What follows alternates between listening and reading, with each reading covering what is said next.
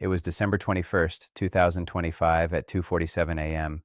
when a dream so vivid it felt like a command drove me to the lighthouse point near my home, and there, surrounded by jagged rocks, slick with ocean spray, the rhythmic crash of waves against ancient stone, and the salt-heavy wind that cut through my jacket like a whisper of eternity, Jesus stood before me with eyes that held both infinite sorrow and fierce love, and he said something that shattered everything I thought I understood about this Christmas season. Jonathan, they think they're ready. They think the lights and the songs and the traditions have prepared them, but I'm about to separate the marked from the crowd, and most will never even know what they missed. Not everyone who sees this message is meant to see it. Some will scroll past, some will ignore it, but you've been marked. I know how that sounds. Believe me, I know.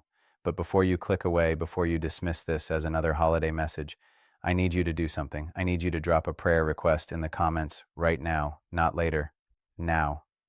Because what I'm about to share with you isn't just another inspirational story, it's a warning, it's an invitation, and it's time sensitive in ways that should terrify and electrify you at the same time. And listen, if you're a true believer, if you're someone who genuinely wants to hear what the Holy Spirit is speaking in this season, hit that subscribe button, because the algorithm doesn't favor messages like this. YouTube doesn't promote content that challenges comfortable Christianity, but you need to hear this. You are meant to find this video at this exact moment. For those who don't know me, my name is Jonathan Roumie. I play Jesus in The Chosen, and that role has taken me deeper into the heart of Christ than I ever imagined possible. But this isn't about a television show. This isn't about my career or my platform. What happened to me 3 nights ago, what's been happening to me, has nothing to do with acting and everything to do with a supernatural encounter that has left me undone. Let me take you back to that first night. I couldn't sleep. That's how it started. I'd been tossing and turning for hours, and there was this pressure in my chest, this heaviness that felt almost physical. At first, I thought it was anxiety. We all get anxious, especially during the holidays, right? All the expectations, the travel, the family dynamics, the financial stress. But this was different. This was a weight that seemed to press down on my lungs, making each breath deliberate, almost painful. At 2:30 a.m., I gave up on sleep entirely. I threw on jeans, a hoodie, and my old leather jacket, and I walked out into the December cold. I didn't have a plan. I just knew I needed to move, to breathe, to get out from under the roof of my own thoughts. My feet carried me toward the lighthouse point without conscious decision. It's about a mile from my house, perched on a rocky promontory that juts out into the Pacific. During the day, it's a tourist spot. People come to take pictures, to watch the whales migrate, to propose to their girlfriends against the backdrop of crashing surf. But at night, especially at this hour, it's deserted. It's just you and the ocean and the ancient stones and the light spinning overhead, warning ships of the danger lurking beneath the beauty. The wind hit me first as I climbed the rough path toward the point, not a gentle breeze, but a living force, cold and damp and carrying the scent of kelp and deep water. The kind of wind that seems to have personality, that seems to be saying something if you could just learn its language. My eyes watered from the cold. My hands went numb, even shoved deep in my pockets. When I reached the edge, that place where the land ends and drops away into darkness and churning water 30 feet below, I stopped. The lighthouse beam swept overhead every 12 seconds, illuminating the foam-topped waves, the black rocks jutting from the surf like the teeth of some ancient beast, the endless expanse of Pacific stretching toward a horizon I couldn't see. The sound was overwhelming. Not just sound, a physical presence. The waves didn't just crash, they detonated against the rocks with a violence that sent spray 20 feet into the air, misting my face, soaking into my clothes. The rhythm was hypnotic. Crash. Pause. The hiss of water pulling back across stone. Crash. Pause. Hiss. Again and again, the same ancient pattern that had played out for millennia before I was born and would continue long after I'm gone. I stood there, hands gripping the cold metal railing, and I prayed, or tried to. Mostly I just said, Jesus, I don't know what's happening. I don't know what you want from me, but I'm here. I'm listening. That's when the atmosphere changed. I don't know how else to describe it. The wind didn't stop, the waves didn't cease their assault on the rocks, but something shifted. The air became thick, almost solid, like I was suddenly underwater. My skin prickled, Every hair on my body stood up, and then I saw him. He was standing to my right, about 10 feet away, at the very edge of the cliff where no railing protected against the drop. He wore simple clothes, a dark robe that whipped in the wind, his hair longer than mine, his feet bare against the cold stone. But it was his face that undid me, his eyes. I've played this role. I've studied the Gospels. I've imagined what it might be like to see Jesus face to face. But nothing prepares you for the reality. His eyes held the weight of every human sorrow, every betrayal, every moment of suffering throughout all of history, and yet they blazed with a love so fierce, so unconditional, so absolutely unrelenting, that I fell to my knees on the wet stone. Jonathan. His voice cut through the wind and waves as if they didn't exist, as if he was speaking directly into my chest cavity. Do you know what week this is? I couldn't find my voice. I nodded. Christmas week, the celebration of his birth. They're celebrating, he said, and there was such sadness in those words. He turned to look out at the ocean, and I followed his gaze. They're singing songs about my coming. They're putting up lights and trees and gathering with family. They're calling it the most wonderful time of the year, and they have no idea that I'm about to do something that will separate the wheat from the chaff so decisively that most will be left standing in their decorated houses wondering why they feel so empty. He turned back to me, and the lighthouse beam swept across his face, illuminating features that were both achingly familiar and utterly alien. I'm setting people apart, Jonathan, right now, this very week. Before Christmas Day arrives, I'm marking those who are truly mine, and the mark isn't what they think. It's not about church attendance or theological knowledge or emotional worship experiences. It's about something so simple, so fundamental that most have completely missed it. My mouth was dry despite the ocean spray. What is it, Lord? What's the mark? He smiled, but it was a smile tinged with grief. That's what I'm going to show you. Over the next 3 nights in this place, I'm going to reveal what I'm doing right now, in this season, and why most who call themselves by my name will completely miss it. The wind suddenly gusted so hard I had to grab the railing to keep from being knocked over. The waves seemed to intensify, slamming into the rocks with renewed fury. And in that moment, Jesus raised his hand toward the ocean, and I saw something that made my blood run cold. The water, that dark, churning mass, suddenly became transparent. I could see through it, down into its depths, and what I saw were people, thousands of them, millions, all swimming, all busy, all moving with purpose and intention. But they were swimming in circles, around and around, expending enormous energy, believing they were making progress, never realizing they were going nowhere. Do you see them? Jesus asked, his voice breaking with emotion. Do you see my people? I saw them. I saw the worship leaders, leading services every week, voices raised in song, hands lifted high, lost in the experience of worship, swimming in circles. I saw the Bible study groups, meeting faithfully, discussing theology, debating interpretations, growing in knowledge, swimming in circles. I saw the generous givers, writing checks, supporting missions, funding building projects, creating programs, swimming in circles. I saw the faithful attenders, never missing a Sunday, serving on committees, volunteering in ministries, building reputations as solid Christians, swimming in circles. Lord, I whispered, tears streaming down my face, mixing with the ocean spray. They're trying. They're doing all the things they've been told to do. I know, he said, and the anguish in his voice nearly broke me. They're sincere, they're committed, they're busy, but they've missed the one thing, Jonathan, the one thing that separates those who are mine from those who are merely religious. And this Christmas, I'm revealing it. I'm pulling back the veil. Those who have eyes to see will understand. Those who have ears to hear will recognize my voice. But most, he paused, and a wave crashed so violently that spray soaked us both. Most will celebrate my birth and miss my presence entirely. I was shaking now, and not from the cold. What do you want me to do? He stepped closer, and I could feel the heat radiating from him despite the frigid wind. Tell them what I'm showing you. Tell them that if they're seeing this message before Christmas, they're among the marked. But they have to respond. They have to make a choice. Time is shorter than they realize. But Lord, what's the mark? What's the one thing? He knelt down beside me, Jesus, kneeling on the cold, wet stone, his hand on my shoulder, his face inches from mine. Tomorrow night, Come back tomorrow night. I'll show you more. But know this, the mark isn't something they do, it's something they become. And most have been so busy doing religious things that they've forgotten how to simply be with me. And then he was gone. Not gradually, not fading away like mist, just gone. One moment his hand was on my shoulder, warm and solid and real. The next, I was alone on the cliff with the wind and the waves and the spinning lighthouse beam and a heart that felt like it had been cracked open and exposed to the raw elements. I don't know how long I stayed there. Eventually, I became aware that I was soaked through, shivering uncontrollably, my fingers blue from gripping the metal railing. The sky to the east was beginning to lighten, not quite dawn, but that pre-dawn gray that promises morning is coming. I walked home in a daze. I couldn't think, couldn't process.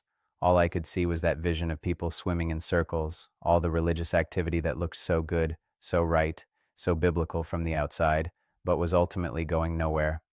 Listen to me, you, watching this right now. I don't share this lightly. I'm not prone to mystical experiences. I'm not the type who sees visions or hears voices or claims special revelation. But what happened on that cliff was real. As real as the cold wind, as real as the crashing waves, as real as the stone beneath my feet. And if you're still watching, if you haven't clicked away, if something in your spirit is resonating with these words, then you're one of the marked. You're one of the people Jesus is setting apart this Christmas season. But here's what you need to understand. Being marked isn't the end. It's the beginning. It's an invitation, but invitations require response. You can be called and never answer. You can be marked and never step into what you're marked for. Over the next 3 nights, yes, this continues, I'm going to share everything Jesus showed me, the full revelation, the shocking truth about what he's doing right now and why most Christians will completely miss it even as they celebrate his birth. But you need to make a decision right now. Are you going to pay attention? Are you going to lean in? Or are you going to swim back into your comfortable circles of religious activity? Drop a prayer request in the comments. Subscribe if you haven't already, because tomorrow night I'm going to share what Jesus showed me on night 2, and I promise you it's going to challenge everything you think you know about what it means to be a true follower of Christ. The clock is ticking, Christmas is coming, and Jesus is separating his people. Don't be left behind. I didn't sleep at all that day. How could I? Every time I closed my eyes, I saw those people swimming in endless circles, expending so much energy, so much sincere effort, going absolutely nowhere. I saw the transparent ocean, the depths filled with busy, committed, sincere believers who had somehow missed the entire point. I tried to go about my normal routine. I answered emails, I made phone calls, I had a meeting scheduled via Zoom that I somehow managed to sit through, nodding at appropriate moments, saying things that probably made sense, but my mind was 1,000 miles away. Or more accurately, my mind was on that cliff, replaying every word, every gesture, every moment of that impossible encounter. My wife knew something was wrong. "You look like you've seen a ghost," she said over lunch, studying my face with concern. "Not a ghost," I said quietly. "Jesus." She stopped eating. We've been married long enough that she knows when I'm speaking metaphorically and when I'm being literal. The look in my eyes must have told her this was literal. "Tell me," she said. I tried. I really did. But words felt inadequate, clumsy, insufficient to convey what had happened on that cliff in the pre-dawn darkness. I told her about the wind, the waves, the sudden shift in the atmosphere. I told her about his eyes, his voice, his grief over people swimming in circles. I told her he wanted me to come back that night. She reached across the table and took my hand. "Then you go back," she said simply, "and I'll be praying." The day dragged. Minutes felt like hours. I found myself watching the clock obsessively, waiting for darkness, waiting for the time when I could return to that place. I kept checking the weather on my phone. The forecast called for clear skies, temperatures in the low 40s, winds from the northwest at 15 to 20 miles per hour, as if weather data could somehow prepare me for another encounter with the living God. At 11:47 p.m. I left the house. The temperature had dropped since the previous night. My breath came out in visible clouds as I walked the familiar path toward the lighthouse point. The moon was 3 days past full, hanging low in the western sky, casting silver light across the landscape. I could see my shadow stretching out before me on the path, long and distorted. The sound of the waves reached me before I could see them, that same relentless percussion, the ocean's heartbeat against the shore. As I climbed higher, the wind picked up, and I pulled my jacket tighter. I dressed warmer this time, thermal layers, thick socks, gloves, but the cold still found ways to penetrate. When I reached the cliff edge, I wasn't alone. He was already there, standing in the exact same spot as the night before, at the very edge where the land dropped away into darkness and churning water. But this time, he turned as I approached, and his face in the moonlight was so beautiful, so terrible, so utterly beyond human comprehension that I felt my knees weaken. "You came back," he said, and there was warmth in his voice, pleasure even, like a father greeting a beloved child. "You asked me to," I managed to say. "Many are asked, few come." He gestured to the space beside him. "Come, stand here with me. Look out at what I see." I moved to the edge, every survival instinct in my body screaming warnings about the drop, the wind, the danger. But with him beside me, fear felt irrelevant. I looked out at the moonlit ocean, the waves catching silver light, the endless expanse of dark water stretching to the horizon. "Do you know what I see when I look at my church right now?" he asked. "Especially in this season?" I shook my head. He raised his hand, and suddenly the scene before me shifted. The ocean was still there, the waves still crashed against the rocks, but overlaid on top of it, like a double exposure, I saw something else. I saw churches, thousands of them, millions, all across the world, lit up from within, glowing with activity. "Look closer," Jesus said. I squinted, and the vision zoomed in, becoming more detailed.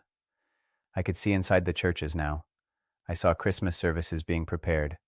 Elaborate stage designs, lighting rigs, sound systems being tested, worship teams rehearsing, pastors practicing their sermons. I saw decorations going up, trees being positioned, poinsettias being arranged. Everything was beautiful. Everything was professional. Everything was done with excellence. "Do you see the problem?" he asked quietly. I looked harder. The churches were full of activity. People were working, planning, preparing. Everyone seemed focused, purposeful, committed to making the Christmas services perfect. I started to say, but then I saw it. In all that activity, in all that preparation, in all those churches glowing with light and buzzing with purpose, Jesus himself was outside. Not inside participating, not at the center being honored, but outside, watching, waiting, hoping someone would notice his absence. "No," I whispered. "No, that can't be right. These are Christmas services. They're celebrating your birth. You're the whole point."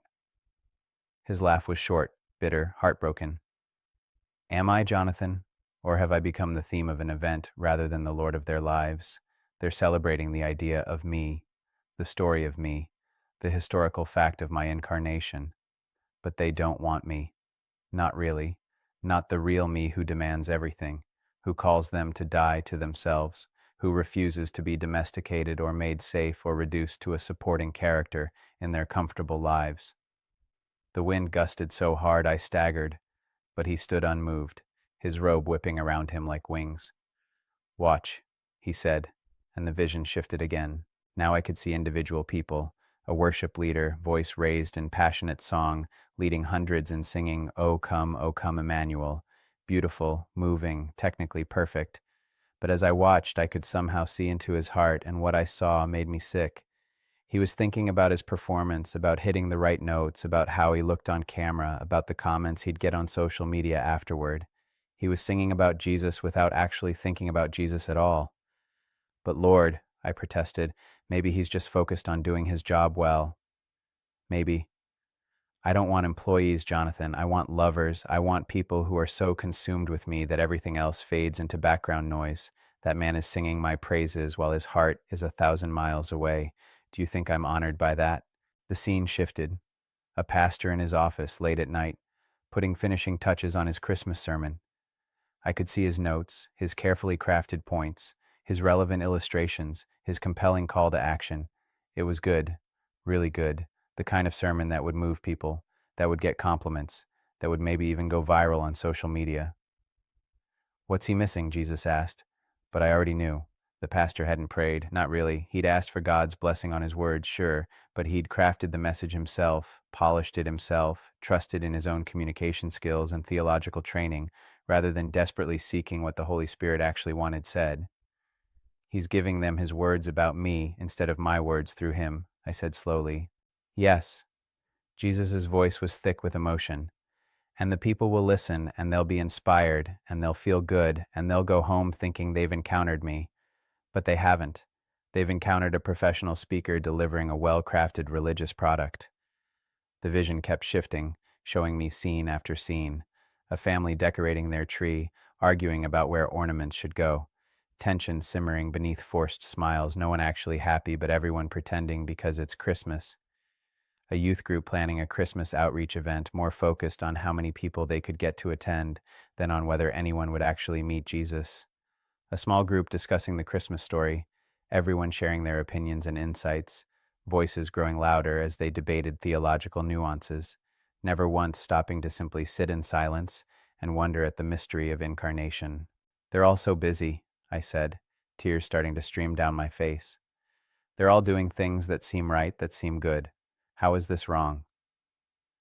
Jesus turned to me, and the moonlight caught his face in a way that made him look simultaneously ancient and ageless, fully God and fully human, fierce and tender, all at once. Jonathan, listen carefully, because this is the heart of what I'm revealing this Christmas. Activity is not relationship. Programs are not intimacy. Knowledge is not knowing. They become experts at doing religious things while completely forgetting how to simply be with me. He pointed down at the waves crashing against the rocks. Watch the water. See how it moves? Constant motion, constant energy, constant activity, it never stops. But all that motion, all that power, and what does it accomplish? It crashes against the rocks and falls back, crashes and falls back. Again and again, the same pattern, the same futile cycle. I watch the waves, hypnotized by the rhythm. Crash, retreat, crash, retreat. So much sound and fury, so much dramatic display, ultimately going nowhere. That's my church right now, he said, and his voice broke. So much activity, so much noise, so many programs and events and services and conferences and ministries. Everyone is exhausted from all the doing, but they're not going anywhere. They're not being transformed. They're not becoming more like me. They're just crashing against the rocks of their religious obligations and falling back into the same patterns, the same struggles, the same secret sins, the same spiritual emptiness. Then what do you want? I asked desperately. What's the answer? What should they be doing instead? He smiled, and it was like the sun breaking through storm clouds. That's the wrong question. You're still thinking in terms of doing.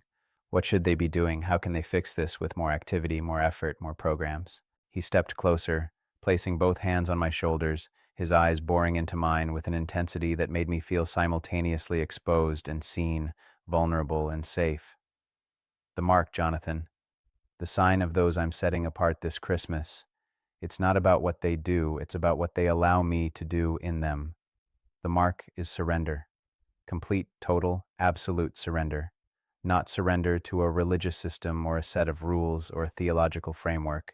Surrender to me, the actual, living, present me. The wind howled, and somewhere in the distance I heard what sounded like a foghorn, low and mournful, warning of danger. Do you know what happens when someone truly surrenders to me? He asked. Not the performative surrender, not the altar call surrender that lasts until the worship music fades, but deep, permanent, irrevocable surrender? I shook my head, not trusting my voice. Everything changes, and I mean everything. Their priorities shift, their desires transform. The things that used to drive them, success, approval, comfort, security, all of it becomes irrelevant compared to the overwhelming desire to simply be with me, to know me, to experience my presence. He released my shoulders and turned back to the ocean. I'm going to show you what this looks like. Brace yourself. He raised his hand and the vision changed again. But this time, instead of seeing busy churches and distracted Christians, I saw something different. I saw individuals scattered across the globe in different time zones, different cultures, different circumstances. A woman in her kitchen at 3 a.m., unable to sleep, on her knees on the linoleum floor, not asking for anything, not reciting prayers she'd memorized, just weeping in his presence, saying his name over and over like it was the only word she knew. And I could see, somehow I could see, Jesus sitting on the floor beside her, his hand on her head, his own tears falling. A man in his car, parked in a garage, not going into his house yet, not because he was avoiding his family, but because he'd been overcome by a sense of God's presence on the drive home, and he couldn't move, couldn't do anything but sit there with tears running down his face, overwhelmed by the reality that he was loved, truly loved, by the creator of the universe. A teenager in her bedroom, supposed to be doing homework, instead lying face down on her carpet, her Bible open beside her, not studying it for a test or reading a devotional plan, but desperately hungry for God's voice, willing to wait however long it took to hear him speak. These, Jesus said, his voice fierce with pride and love, these are the marked ones. They've discovered the secret that the busy ones have missed. They've learned that I don't want their activity. I want them, all of them, not their service, not their talents, not their resources, though all of that will follow naturally. I want their hearts, their attention, their time, their focus. I want to be the central reality of their existence, not an addition to their already full lives. The lighthouse beam swept across the water, illuminating the foam on the waves, and in that brief moment of light, I saw something that made me gasp. The woman in her kitchen, the man in his car, the teenager on her floor, they were all glowing, literally glowing with a light that seemed to come from within, growing brighter as they stayed in his presence. That's the mark, Jesus said, an internal transformation that becomes visible to those who have eyes to see. But here's what's going to shock most people, Jonathan. Here's what's going to separate the marked from the crowd this Christmas. He paused, and the silence stretched out, filled only by the sound of waves and wind. The marked ones are going to start pulling away from the very religious activities that the crowds think make them spiritual. They're going to miss services to spend time alone with me. They're going to say no to ministry opportunities that would distract them from intimacy with me. They're going to be criticized, judged, misunderstood by the busy Christians who think spirituality is measured by activity. And they won't care, because once you've tasted real presence, once you've experienced actual intimacy with me, all the religious performance loses its appeal. A wave crashed so violently that spray reached all the way up to where we stood, cold droplets hitting my face like tears. Tomorrow night, Jesus said, one more night, I'll show you what's coming, what happens to those who miss this, and what's waiting for those who respond. But you need to tell them, Jonathan. Tell them what you're seeing. Tell them that the invitation is urgent. Tell them that Christmas is almost here, and most will celebrate my birth while refusing to give me their lives. Lord, I said, my voice barely audible over the wind, what if they don't believe me? What if they think I'm making this up or losing my mind or being deceived? His smile was sad but knowing. The ones who are meant to hear will hear. The marked ones will recognize truth when they encounter it because my spirit in them will bear witness. As for the others, he shrugged, a profoundly human gesture that somehow made him more accessible. The others will return to their religious activities and their busy schedules and their Christmas traditions, and they'll never know what they missed. And then, just like the night before he was gone, one moment standing beside me, solid and real and more present than anything else in existence. The next moment, just me and the wind and the waves and the cold moonlight on dark water. I stood there for a long time, shaking not from cold, but from the weight of what I'd seen, what I'd heard, what I now had to communicate. How do you tell people that everything they think makes them a good Christian might actually be the very thing keeping them from Jesus? How do you challenge the fundamental assumptions of modern church culture without sounding like you're against the church? But I knew I had to try, because somewhere out there, you're watching this, you're one of the marked ones, even if you didn't know it until this moment. You're someone who's been feeling that same restlessness, that same dissatisfaction with religious activity, that same hunger for something more real, more substantial, more transformative than what you've been experiencing. This is your wake-up call. This is Jesus right now, this Christmas season, calling you out of the crowds and into intimacy, calling you away from the noise and into his presence, calling you to be set apart, to be different, to be marked by surrender rather than by religious activity. Tomorrow night, I'll share the final encounter, the warning, the consequences, and the promise for those who respond. But tonight, right now, I need you to do something. I need you to get alone with Jesus. Not to pray your usual prayers or read your usual devotional or do your usual spiritual disciplines. Just get alone with him and be silent. Wait, listen, let him speak, let him move, let him mark you. Drop a comment and tell me if this is resonating with your spirit. Tell me if you're feeling that call to something deeper, because we're running out of time and the separation is happening whether we acknowledge it or not. One more night. One more revelation. Don't miss it. The third night, I didn't wait until after midnight. I couldn't. The weight of what I'd seen, what I'd heard, what I knew was coming. It pressed on me all day like a physical force. I tried to eat dinner but couldn't finish. I tried to have a conversation with my wife but kept trailing off mid-sentence, my mind already at that cliff, already waiting for what Jesus would show me tonight. Go, she finally said, reading my restlessness. It's only 8 o'clock, but go. He's calling you. She was right. I could feel it, an urgency in my spirit that felt like standing in the seconds before a thunderstorm breaks, that electric tension when the air itself seems to be holding its breath. I grabbed my jacket and headed out into the December night. The weather had changed. The previous 2 nights had been cold but clear. Tonight, clouds had rolled in from the Pacific, low and heavy, moving fast on a stronger wind. The air smelled like rain, like ozone, like something building. The temperature had dropped another 10 degrees. My breath came out in thick clouds that the wind tore apart before they could fully form. As I walked the path toward the lighthouse, I noticed things I'd been too distracted to see before. How the coastal scrub along the trail had been sculpted by years of wind, all leaning inland as if trying to escape the ocean's relentless assault. How the rocks themselves seemed ancient, weathered, bearing the marks of centuries of waves and storms. How the sound of the surf tonight was different, not the rhythmic crashing of the previous nights, but something more chaotic, more aggressive, as if the ocean itself sensed what was coming. I reached the cliff edge at 8:37 p.m. The lighthouse beam was already sweeping through the darkness, and in its intermittent light, I could see the waves below, larger than before, white-capped, violent. The wind was strong enough that I had to lean into it to keep my balance. And he was there, waiting. But tonight, Jesus looked different. He stood at the very edge of the cliff, his back to me, his posture rigid with what looked like barely controlled emotion. His robe whipped wildly in the wind, and even from behind I could sense the intensity radiating from him. "Lord," I said hesitantly, my voice nearly lost in the wind. He didn't turn around immediately. When he finally did, I actually stepped backward. His eyes were blazing, not metaphorically. They actually seemed to emit light, a fierce white gold radiance that reminded me of the Transfiguration, of the Book of Revelation, of descriptions that use words like consuming fire and refiner's flame. His face was set with a terrible resolve, and when he spoke, his voice carried such authority that the very air seemed to vibrate. "It's time," he said. "Time to show you what happens. Time to reveal what awaits those who ignore this call, and what I'm preparing for those who respond."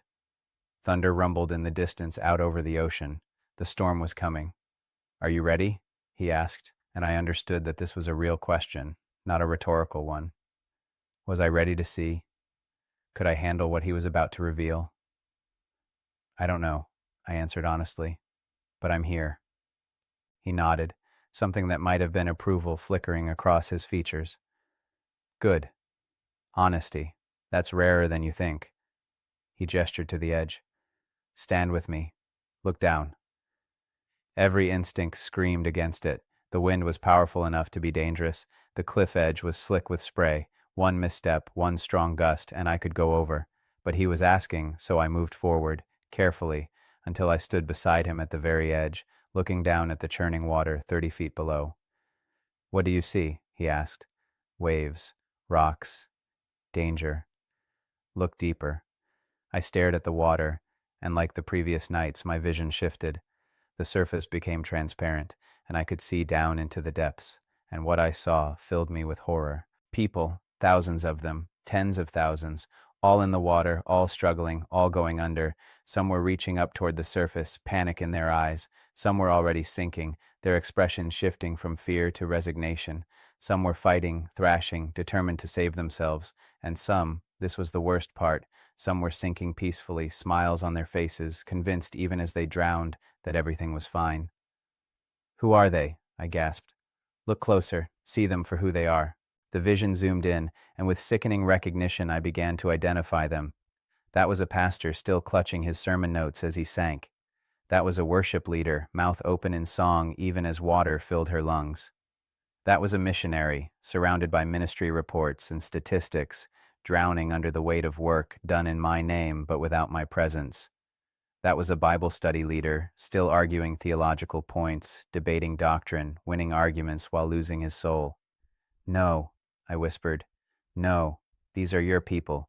These are the committed ones, the faithful ones. Are they? Jesus' voice was hard, sharp as broken glass. Are they mine if they refuse to actually surrender to me? Are they faithful if they're faithful to religious activity but not to relationship? Can you be committed to my work while being completely absent from my presence? Lightning flashed far out over the ocean, illuminating the clouds from within. The thunder that followed was closer, louder. They had a chance, Jesus continued, his voice rising with the wind. Every single one of them had multiple chances. I called them. I pursued them. I sent messengers, circumstances, crisis moments designed to wake them up. I whispered to them in the quiet moments, shouted at them through their pain, wooed them with my love, and they responded with more activity, more programs, more theology, more performance, everything except the one thing I wanted, them. He turned to me, and tears were streaming down his face, catching the lighthouse beam, glowing like liquid fire. Do you understand what's about to happen, Jonathan? Do you grasp the gravity of this moment in history? I shook my head, unable to speak. Christmas is in 4 days. 4 days until the world celebrates my birth. And on that day, the separation that has been building, the marking that has been occurring, it becomes permanent. Not permanent in an eternal sense, not yet, but permanent in terms of opportunity. Those who have refused to hear, who have been too busy with religious activity to respond to my call for intimacy, will have made their choice. The door that's been standing open will close. And what they'll be left with is exactly what they've chosen: a form of godliness but no power, a religious structure but no presence, a belief system but no relationship. A wave crashed so violently against the rocks below that the entire cliff seemed to shake. Spray shot up, drenching both of us, cold as ice. But Lord, I protested, my voice desperate, there has to be hope. There has to be a way back. You wouldn't close the door forever? He finished for me. No, my mercy endures forever. But Jonathan, there are seasons, and seasons have endings. There are moments of visitation, and those moments don't last indefinitely. You can miss your time. The Israelites did. Jerusalem did. The Pharisees did. Generation after generation has had their moment when I drew near, when heaven touched earth, when transformation was available. And they missed it because they were too busy, too distracted, too committed to their religious traditions to recognize my actual presence. He raised his hand, and the vision in the water changed. Now I saw churches, the same churches I'd seen the night before, all decorated for Christmas, all full of activity. But something was different. I looked closer and realized what it was. They were empty of his presence.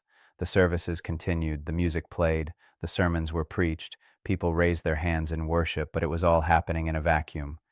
Jesus was not there. His spirit had withdrawn. They were going through the motions of Christianity without the actual presence of Christ. This is what awaits those who refuse the call to intimacy, he said quietly. Not hell, not yet, but something almost worse: continuation. They'll keep doing church, keep having services, keep running programs, keep believing they're fine, but I won't be there. They'll have chosen religious activity over my presence, and I'll give them what they've chosen. They'll be like the Israelites after the glory left the temple, still performing the rituals, still going through the motions, never realizing that the very thing that made it all meaningful is gone. The horror of it overwhelmed me. I fell to my knees on the wet stone, sobs tearing from my chest. God, no. Please. They don't understand. They don't realize what they're choosing, don't they?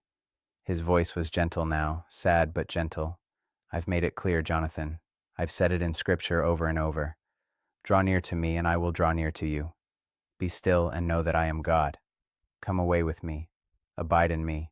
Seek my face. Wait on the Lord. Rest in me.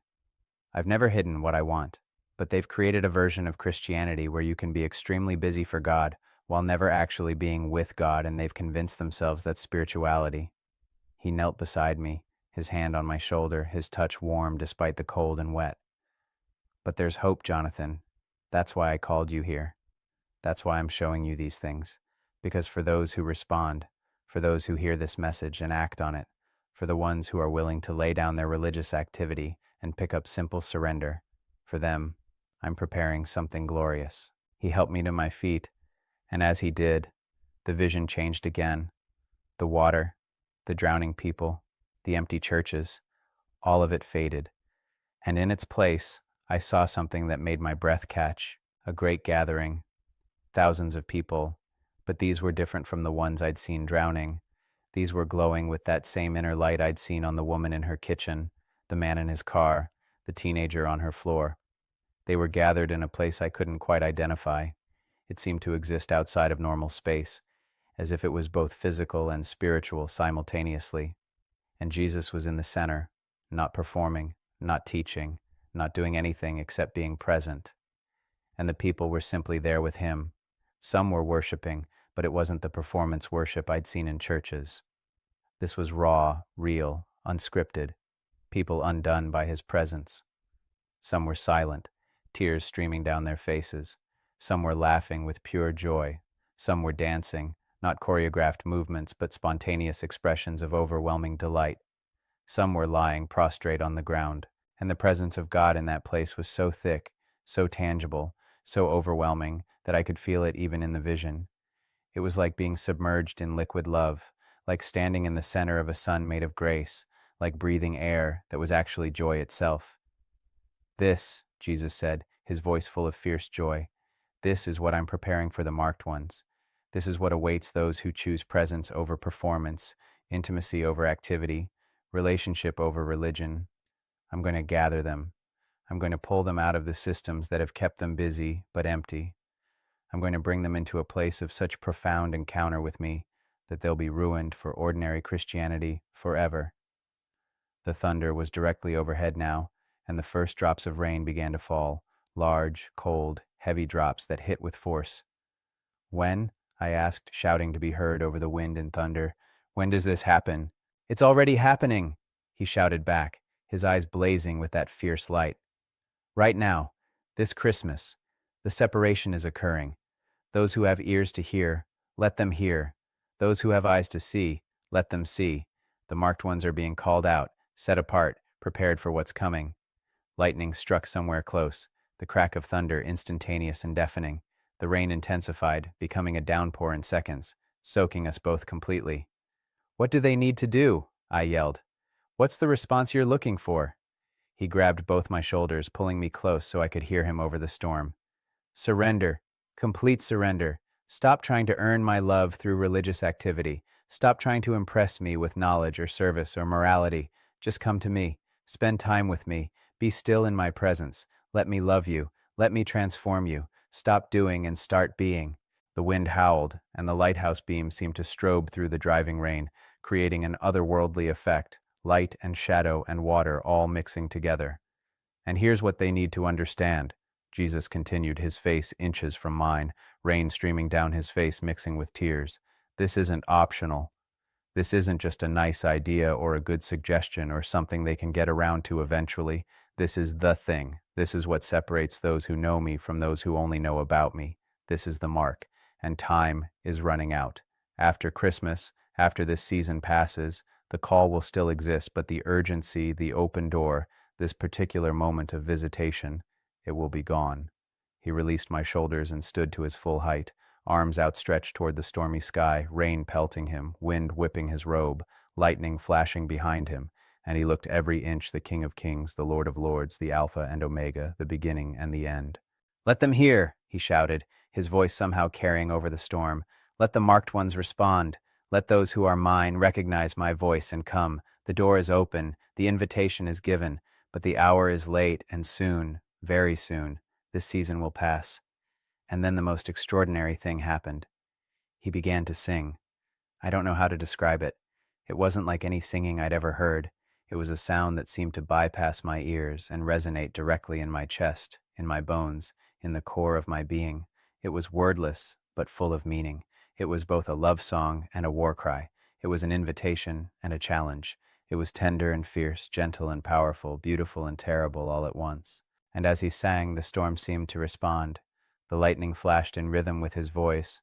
The thunder became percussion. The wind became harmony. The rain became accompaniment. The entire natural world was joining in his song, adding its voice to his call, amplifying his message.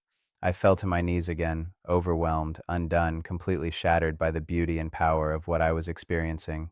And in that moment, kneeling on the storm-lashed cliff, cold rain pouring over me, wind threatening to knock me over, I understood. This is what worship actually is.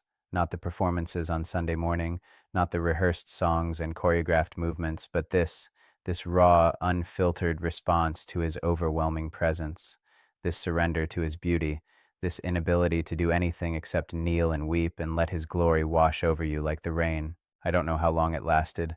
Time became meaningless. It could have been minutes or hours, but eventually the singing stopped. The storm began to ease. The wind died down to a strong breeze. The rain became a drizzle. I opened my eyes to find Jesus kneeling in front of me, his hands cupping my face, his eyes now gentle, now tender, looking into mine. "Tell them," he said softly. "Tell them everything you've seen. Tell them the door is open, but time is short. Tell them I'm calling the marked ones to come away with me, to choose intimacy over activity, to be transformed rather than just informed. Tell them Christmas is almost here and they have to choose. Will they celebrate my birth while refusing me access to their lives, or will they finally give me what I've always wanted?" "What's that, Lord?" I whispered. He smiled, and it was the most beautiful thing I'd ever seen. Themselves. Just themselves. Not their service, not their talents, not their resources. Just them. All of them. Completely surrendered, completely available, completely mine. He stood, pulling me to my feet with him. The storm had passed, leaving everything dripping and fresh. The clouds were breaking up, and through the gaps I could see stars. "Tomorrow," he said, "you'll share the final message, the practical application, the specific steps, the challenge. But tonight you've seen what matters most, the choice that's before everyone who hears this message, and the consequences of that choice." He started to turn away, then paused, looking back at me with an expression of such love, such hope, such longing that it nearly broke me. "I'm not angry with them, Jonathan. I'm not condemning them. I'm pursuing them. I'm calling them because I want them with me, not working for me, not studying about me, not performing for me, with me." And those who respond, those who lay down their religious activity and pick up this call to intimacy, they're going to experience me in ways that will ruin them for anything less. They're going to taste what it means to truly know me, and it will change everything. And then he was gone, and I was alone on the cliff under breaking clouds and emerging stars, soaked to the bone, shaking from cold and awe and the weight of what I'd witnessed. I walked home slowly, processing, trying to find words for what I'd experienced. How do you explain a storm that was actually worship? How do you describe a song that had no words but contained all meaning? How do you convey the terrible beauty of Jesus in his glory, calling his people to something so much deeper than what they've settled for? If you're watching this, if you've made it this far, then you're one of the marked ones. You have to be, because the Spirit is bearing witness in your heart right now, isn't he? You're feeling that pull, that call, that sense that everything is about to change if you'll just respond. Tomorrow I'll share the final part, the practical steps, the 30-minute daily challenge, the specific action points for those who are ready to respond to this call. But tonight, before you do anything else, I need you to get alone with Jesus. Turn off your phone, close your door, eliminate distractions, and don't do anything. Don't pray your usual prayers. Don't read your usual passages. Just be quiet, wait, listen, let him speak. Let him move, let him mark you. The door is open, the invitation is given. Christmas is 4 days away, don't miss this. I went back to the lighthouse point on Christmas Eve morning, not because Jesus had asked me to, not because I was expecting another encounter, but because I needed to see it again in daylight, needed to stand in that place where heaven had touched earth and process everything that had happened over those 3 extraordinary nights. The contrast was startling. In daylight, with tourists walking the path, families taking photos, children pointing excitedly at the waves below, the cliff seemed almost ordinary. The danger I'd felt standing at the edge in the darkness in the storm felt distant, almost imaginary. The rocks were just rocks. The ocean was just ocean. The lighthouse was just a structure doing its job, warning ships away from the shore. But I knew better. I knew what had happened here. I knew who I'd met in this place. I stood at the railing, safely back from the edge this time, and watched the morning sun sparkle on the water. The waves today were gentle, rhythmic, nothing like the violent chaos of the storm. A family walked past, the father pointing out a pod of dolphins swimming parallel to the shore. A couple sat on a bench nearby, sharing coffee from a thermos, peaceful and content. Normal life, ordinary moments. The world continuing on, completely unaware that in this exact spot, just hours before, The King of Heaven had stood and sung over his creation, calling his people to something that would turn their understanding of Christianity upside down. And that's when it hit me. This is exactly what Jesus had been showing me. That the most profound, life-altering, eternally significant things can be happening right in the middle of ordinary life, and most people will completely miss it because they're not paying attention, not watching, not listening for his voice. My phone buzzed in my pocket. A text from my wife. "How are you doing? Ready for tonight?" Tonight, Christmas Eve service. We had plans with family, traditions to keep, presents to wrap, a meal to prepare. Normal, good, beautiful things. But after what I'd experienced, I couldn't approach them the same way. Everything had shifted. I texted back, "Coming home now, and yes, I'm ready. Everything's different." As I walked back down the path toward my car, I began to pray. Not the eloquent, structured prayers I'd learned in church, just honest, raw conversation with the one who'd met me in that place. "Jesus, how do I tell them? How do I make them understand that you're offering something so much more real, so much more transformative than what they've been settling for? How do I communicate that this isn't about adding more to their already full lives, but about stripping away everything that's keeping them from you?" I didn't hear an audible answer, but as I walked, a clarity began to form in my mind, words taking shape, a message crystallizing. By the time I reached my car, I knew exactly what I needed to say. So here we are, you and me. Christmas Eve, 2025. If you're watching this right now, it's not an accident. You know that, right? Out of billions of people on this planet, out of infinite content you could be consuming right now, you're here, listening to a guy tell you about encounters with Jesus on a cliff overlooking the Pacific Ocean. The question is, what are you going to do about it? Because here's the reality. Everything I've shared with you over these last 3 nights, everything Jesus showed me, all of it means absolutely nothing if you don't respond. Information without application is just entertainment. Revelation without response is just religious noise. So let me be very clear, very direct, very practical about what Jesus is calling you to. First, understand what this is not. This is not a call to leave your church. I'm not here to bash the institutional church or convince you that organized religion is evil. The church, for all its flaws, is still the bride of Christ, and he loves her deeply. This is not a call to stop serving. The work of the kingdom matters, ministry matters, using your gifts and talents for God's glory matters. This is not a call to become a mystic who withdraws from the world and does nothing but contemplate spiritual things. Jesus wants you engaged with the world, not hiding from it. So what is this? This is a call to reorder your priorities completely. This is a call to put intimacy with Jesus at the absolute center of your life and let everything else flow from that, not the other way around. This is a call to stop trying to earn his love through religious activity and start receiving his love through intentional presence. This is a call to become someone who knows Jesus, not just someone who knows about Jesus. And practically, specifically, tangibly, here's what that looks like. The 30-minute daily challenge starting tomorrow, Christmas Day. I want you to commit to 30 minutes alone with Jesus every single day for the next 30 days. That takes us to January 24th, 2026. But Jonathan, I can hear some of you saying, "I already do devotions every day. I already read my Bible and pray." Stop. Listen. This is different. These 30 minutes are not about Bible study, though reading scripture can be part of it. They're not about prayer requests, though prayer can be part of it. They're not about working through a devotional book or following a reading plan or checking off a spiritual discipline. These 30 minutes are about one thing and one thing only, being with Jesus. Here's how it works. Step 1, eliminate all distractions. Turn off your phone, not on silent. Off. Close your laptop. No music, no worship songs playing in the background, no ambient noise. Find a place where you can be completely alone. Lock the door if you need to. This is non-negotiable. You cannot encounter the presence of God while simultaneously being available to the demands of the world. Step 2, start with silence. Don't immediately launch into prayer or Bible reading. Just sit, be quiet, breathe, let your mind settle. This will be uncomfortable at first. Your brain will scream at you, throwing up thoughts about everything you should be doing, worries about your schedule, random memories, grocery lists, whatever.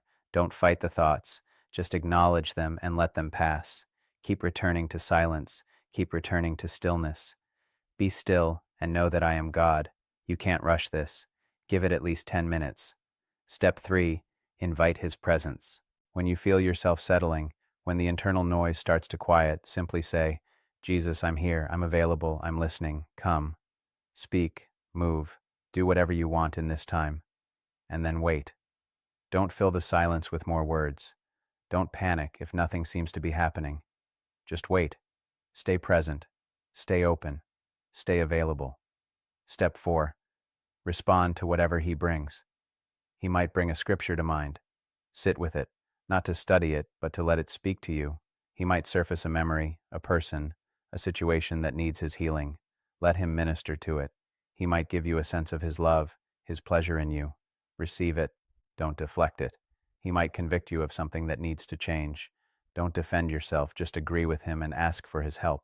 Or he might not do anything obvious. You might just sit there for 30 minutes feeling like nothing is happening. That's okay. You're training yourself to be present, to be available, to prioritize time with him over productivity. The transformation happens over time, not overnight. Step 5. End with gratitude. Before you finish, before you turn your phone back on and rejoin the world, take a few minutes to simply thank him. Not for things he's given you or done for you, though that's fine too. Thank him for who he is. Thank him that he wants to be with you. Thank him that he's pursuing you, calling you, marking you as his own. That's it. 30 minutes.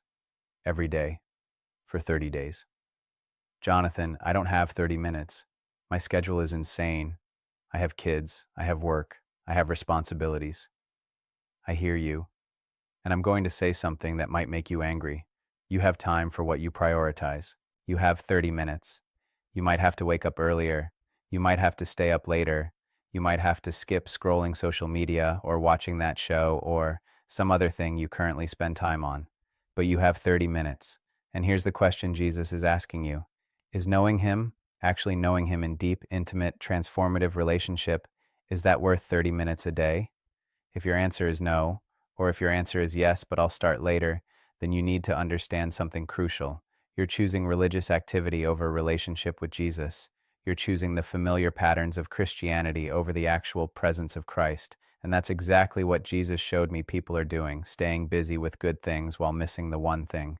But if your answer is yes, if something in your spirit is responding to this call, if you're feeling that pull towards something deeper, something more real, something that will actually transform you from the inside out, then commit right now, out loud. Say it. Jesus, I commit to 30 minutes alone with you every day for the next 30 days. Now I need to tell you what's going to happen when you do this. First, you're going to face resistance. The enemy doesn't care if you go to church every week, if you serve in ministry, if you know your Bible backward and forward, but he will absolutely panic when you start to pursue actual intimacy with Jesus. So expect the resistance. Expect sudden emergencies that pop up right when you've scheduled your 30 minutes.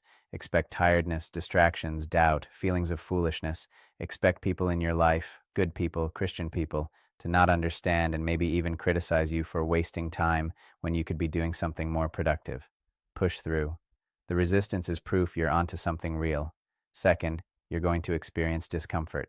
Most of us have spent our entire Christian lives doing things for God while carefully avoiding just being with God. Why? Because being with God, really being with him, means being seen. All of you. The parts you're proud of and the parts you're ashamed of. The victories and the secret sins. The faith and the doubt. The love and the rebellion. You can hide behind religious activity. You can't hide in his presence. It's going to be uncomfortable. You're going to want to quit. You're going to feel like you're doing it wrong, like nothing is happening, like this is a waste of time. Keep going. The discomfort is the transformation happening. You're being rewired, recalibrated, reoriented around his presence instead of around your performance. Third, things are going to start changing.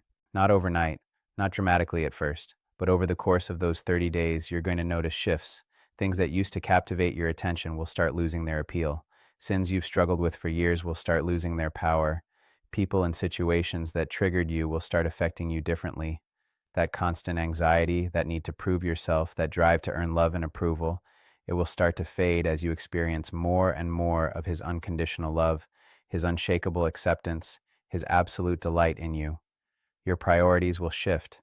Things you thought were essential will reveal themselves as distractions. Things you ignored as unimportant will suddenly become precious. And here's the most significant change. You'll start to recognize his voice, not just in these 30-minute sessions, but throughout your day. You'll be going about your normal life and suddenly sense him speaking, guiding, directing, because you've trained yourself to be attentive to his presence. Fourth, you're going to become different and people will notice. Remember what Jesus showed me. The marked ones glow. It's not a physical light that everyone can see, but there's something about people who spend time in his presence. They carry a peace that doesn't make sense given their circumstances. They have a joy that isn't dependent on everything going right. They move through the world differently, less reactive, less driven by fear and insecurity, more anchored in who they are and whose they are. Some people will be drawn to that. They'll ask you what's different, what's changed, and you'll have the opportunity to tell them about intimacy with Jesus. Other people will be threatened by it. They'll accuse you of thinking you're better than them, of being too heavenly minded to be any earthly good, of neglecting your responsibilities, especially religious people. The busy Christians who measure spirituality by activity will not understand why you're wasting 30 minutes a day just sitting in God's presence when you could be doing something. Remember what Jesus showed me. The marked ones will be criticized by those still swimming in circles. Don't let it deter you. Let me tell you what happened to me this morning at the lighthouse. I was standing there watching those dolphins swim past, and I heard his voice, not audible like it was during those 3 nights, but clear in my spirit nonetheless. He said, "Jonathan, most people will watch your videos and be inspired and then do nothing. They'll feel moved in the moment, but when the moment passes, they'll return to their normal patterns. The busyness will swallow the conviction. The tyranny of the urgent will crowd out the important, and they'll miss this season, this moment of visitation, this open door." My heart sank. Lord, how do I make them understand? You can't make anyone understand. You can only tell them the truth and trust my spirit to do the rest. Some will hear, some won't. But the ones who respond, the ones who actually do what you're challenging them to do, they're going to experience me in ways they never imagined possible. They're going to become the people I'm raising up for what's coming. They're going to be so anchored in my presence that when everything around them shakes, they'll stand firm. When everyone else is panicking, they'll have peace. When the world grows darker, they'll shine brighter. I thought about that, and then I asked, "What's coming, Lord? What are you preparing them for?" He didn't answer directly, but I felt him smiling, and I understood. He's not preparing us for specific events or circumstances. He's preparing us for himself, for more of his presence, more of his glory, more of his purposes being released in the earth. And those who aren't grounded in intimacy with him, who haven't learned to find their identity and security in his presence, won't be able to handle what's coming, not because he wants to exclude them, but because they haven't built the foundation necessary to support what he wants to release through them. So here's my final challenge to you. I want you to do 3 things right now before you close this video, before you move on to the next thing demanding your attention. 1. Leave a comment. Not just great message or amen or a prayer request, though those are fine. I want you to tell me honestly, are you going to accept this challenge? Are you going to commit to 30 minutes a day for 30 days? Or are you going to watch this, feel inspired, and then return to your normal patterns? I need to know who's actually responding, not for my sake, for yours. There's something powerful about making a public declaration, about stating your commitment where others can see it. It creates accountability. It makes it real. So comment, "I'm in," or "I commit," or "starting tomorrow," or whatever words feel right to you. But say something. Make the declaration. 2. Share this message. I'm serious. If what you've heard over these 4 parts has resonated with your spirit, if you sense that this is a real word from the Lord for this season, then share it. Send it to friends, post it on your social media, text the link to people in your life who need to hear this. Not for my channel growth, I don't care about that, but because there are other marked ones out there who need to hear this message. There are people in your sphere of influence who are drowning in religious activity, who are desperate for something more real, who are sensing that there has to be more to Christianity than what they've experienced, and you might be the conduit through which this message reaches them. Don't assume someone else will share it. Don't assume the people who need to hear it will stumble across it on their own. Be intentional. Be bold. Share it. 3. Start tomorrow, not next week, not after the holidays, not when things calm down or when you have a better schedule or when it feels more convenient. Tomorrow, Christmas Day, 2025. Set your alarm if you need to.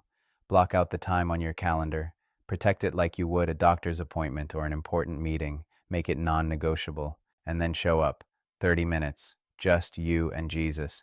Every day for 30 days. I promise you, if you do this, if you commit to this fully, you will not be the same person on January 24th that you are right now. The transformation that happens when you prioritize presence over performance, when you choose intimacy over activity, When you learn to just be with Jesus, it changes everything. Let me close with something Jesus said to me on that final night during the storm, right before he started singing.